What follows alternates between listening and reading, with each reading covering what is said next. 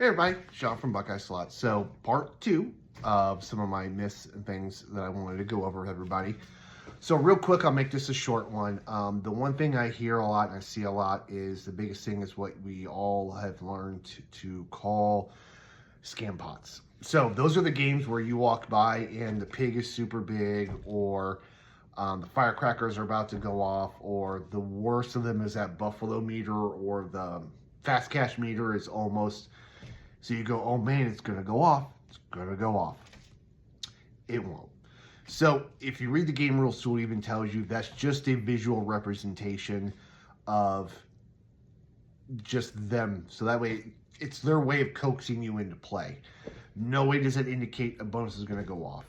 I can't tell you how many times I've sat down on a machine, Buffalo for the big one, where I put in money and it's just not going off. And it's all the way at the end.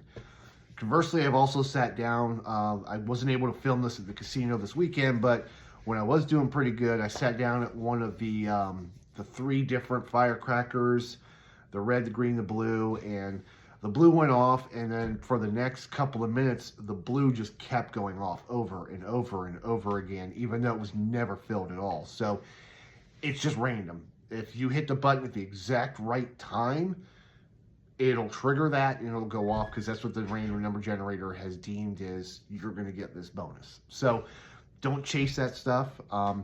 What I like to do is if I do sit down on a machine like that is I will look around if there's a whole bank of them.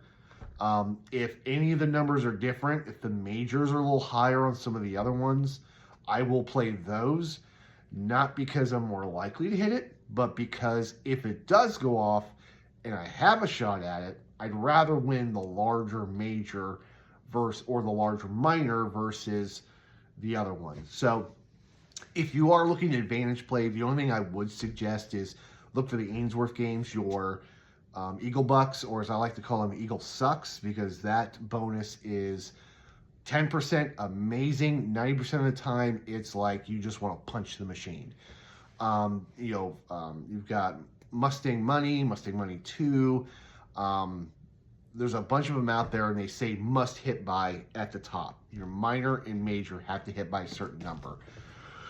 If I walk by one of those and I see it's pretty high, I will usually sit down and maybe play $20, $30, $40 just to see if maybe I get lucky to hit it.